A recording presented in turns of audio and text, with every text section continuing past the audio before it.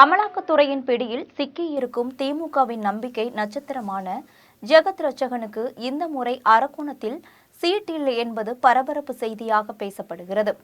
திமுக தலைவர் கருணாநிதியின் நெருங்கிய நண்பரும் சிறந்த இலக்கிய பேச்சாளரும் அரக்கோணம் தொகுதியில் 2 முறை போட்டியிட்டு வெற்றி பெற்ற வருமான ஜெகத் ரட்சகனுக்கு இந்த முறை அரக்கோணத்தில் சீட் இல்லை என்பது உறுதியாகியுள்ளது. ராணிப்பேட்டை மாவட்டம் ஆற்காடு பகுதியைச் சேர்ந்தவர் ஏவி சாரதி. இவர் சிமெண்ட் மொத்த வியாபாரம் செய்து வருகிறார். தற்பொழுது திமுக மாவட்ட பொருளாளராக பதவி வகித்து வருகிறார்.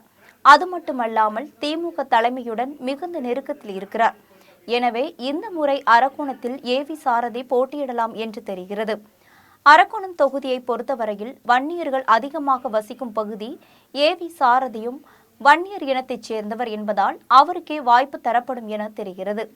ஒருவேளை அரக்கோணம் தொகுதியில் பாமக போட்டியிட்டால் ஏவி சாரதி சரியான சவாலாக இருப்பார் என திமுக நம்புகிறது.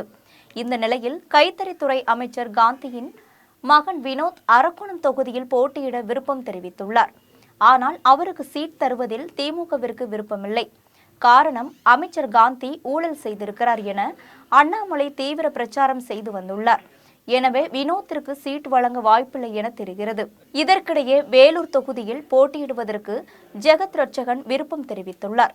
ஆனால் வேலூர் தொகுதியில் அமைச்சர் துரைமுருகனின் மகன் கதிரானந்த் போட்டியிட விரும்புகிறார்.